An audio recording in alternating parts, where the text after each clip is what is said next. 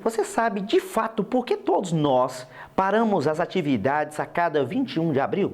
Sim, hoje é dia de Tiradentes. E quem foi ele? Tiradentes nasceu em 1746 na fazenda do Pombal, localizada no atual município de Ritópolis, próximo a São João del Rei.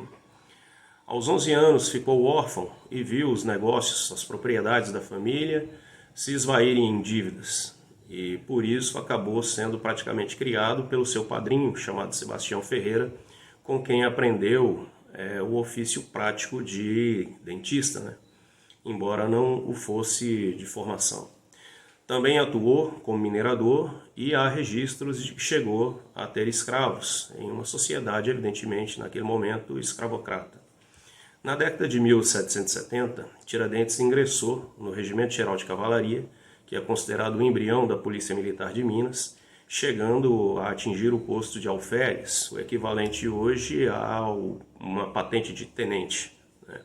Na década de 1780, ele observou o aumento da indisposição de parte da sociedade mineira em relação à coroa portuguesa, em função do aumento da repressão, da cobrança de dívidas antigas, em função do aumento dos impostos diante de um contexto de crise da exploração aurífera na região.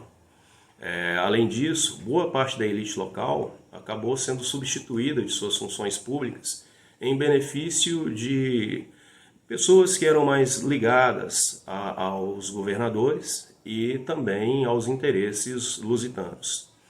Nesse sentido, inclusive, o saudoso historiador Boris Fausto, falecido no último dia 18 desse mês, chegou a argumentar que o próprio Tiradentes foi prejudicado em sua carreira militar, chegando a perder o comando de um destacamento de patrulha na Estrada Real.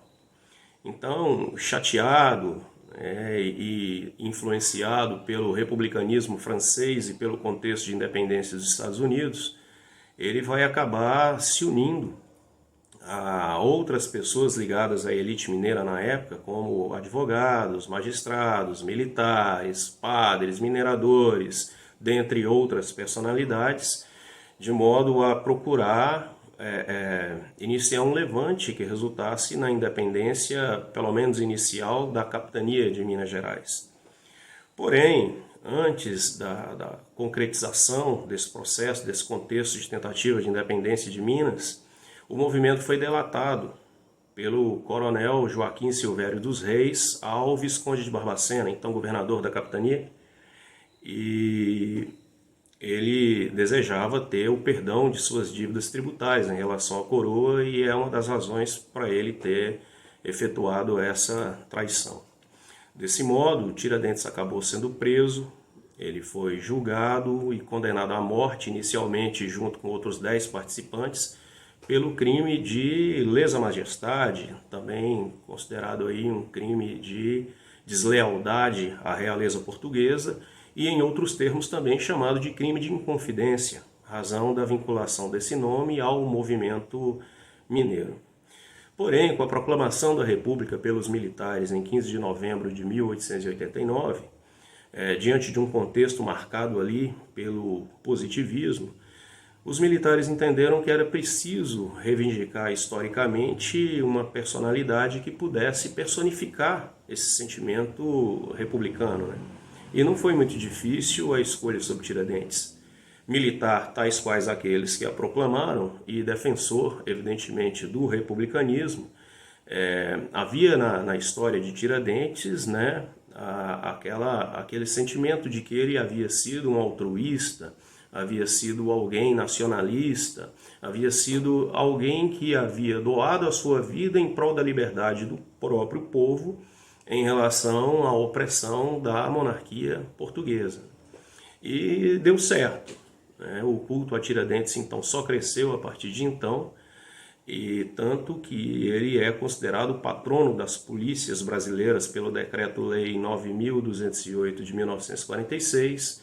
Ele teve seu feriado confirmado pela Lei 662 de 1949. Ele foi elevado à condição de patrono cívico nacional pela Lei 4.897 de 1965 e é o primeiro nome do livro de aço dos Heróis da Pátria em Brasília desde 1992. Brevemente, esta é uma pequena parte da história, né, desse ícone da história nacional que é o Tiradentes, e é a razão também do feriado comemorado no dia de hoje. Um abraço.